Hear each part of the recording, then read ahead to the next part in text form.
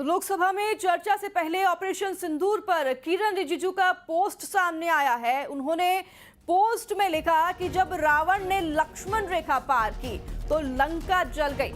तो वहीं वो आगे लिखते हैं कि लाल रेखा पार करने पर पाकिस्तान को भी आग का सामना करना पड़ा। आप बता दें कि सत्र शुरू होने जा रहा है और इस सत्र में ऑपरेशन सिंदूर पर चर्चा होगी।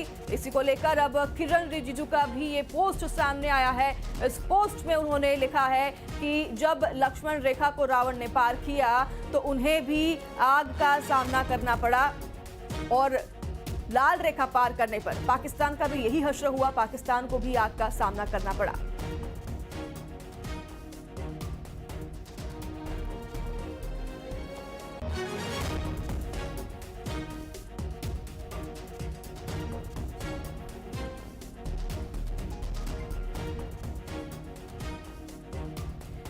बता दें आपको कि ऑपरेशन सिंदूर पर चर्चा सदन में शुरू होने जा रही है। प्रधानमंत्री नरेंद्र मोदी भी संबोधन देंगे और चर्चा में जो है अब कुछ ही समय बाकी है। इससे पहले पोस्ट आया है किरण रिजिजू का, केंद्रीय मंत्री, जिन्होंने अपने पोस्ट के जरिए लिखा है किस तरीके से जब लक्ष्मण रेखा पार करने पर रावण का हश्र हुआ था, रावण की लंका जल गई थी। उसी तरीके से उन्होंने पाकिस्तान को कंपेयर करके रावण से लिखा है कि लाल रेखा पार करने पर पाकिस्तान को भी आग का सामना करना पड़ा। The Congress party and opposition leaders should not speak anything to harm national interests. Secondly, they should not speak Pakistan's language. Whatever they speak against India's interests, it is used by the Pakistanis, India's enemies outside. So please be mindful when we are taking up such an important discussion on Operation Sindoor. तो operation सिंदूर पर चर्चा से पहले पूर्व गृह मंत्री P Chidambaram के पहलगाम हमले पर उनके एक बयान पर बवाल मच गया है। बीजेपी ने इस बयान के खिलाफ मोर्चा खोल दिया है। वहीं लोकसभा में चर्चा से पहले अनुराग ठाकुर ने इस मुद्दे पर कांग्रेस पर जोरदार हमला बोला है।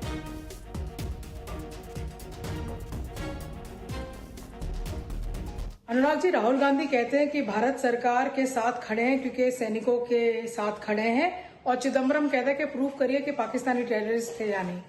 कांग्रेस का हाथ पाकिस्तान के साथ एक बार फिर देखने को मिलता है। देखिए, जो पार्टी यूपीए की सरकार 26/11 के हमले के बाद पाकिस्तान पर कोई कार्रवाई नहीं कर पाई, उल्टा शर्म शेख में जाके शर्मसार करने का काम किया, पाकिस्तान को मोस्ट फेवर्ड नेशन का दर्जा तक दे दिया, वही कांग्रेस, राहुल ऑक्युपाइड कांग्रेस बार बार पाकिस्तान का पक्ष क्यों लेती है? पाकिस्तान अपना पक्ष नहीं रख पाता, उससे पहले कांग्रेस की दिल्ली पाकिस्तान के पक्ष में खड़ी हो जाती है। भारतीय सेना से सबूत मांगे जाते हैं, भारत सरकार के कदमों पर प्रश्न चिन्ह खड़े किए जाते हैं, भारत को शर्मसार करने के लिए कोई कसर नहीं छोड़ते। मैं इतना ही कहूंगा, ये भारतीय सेना से जो सबूत मांगते हैं, डोजियर तैयार करने की बात करते हैं, भारत अब डोजियर नहीं डोज देगा, सबूत नहीं, आतंकवादियों को ताबूत भेजेगा। और सुन लीजिए राहुल ऑक्युपाइड कांग्रेस के नेताओं, आप ये कहते हो कि एक और आतंकवादी घूम रहे हैं और सांसद घूम रहे हैं। आपको यहां तक शर्म नहीं आई कि अपने सांसदों को आतंकवादियों के साथ तुलना करने का काम किया?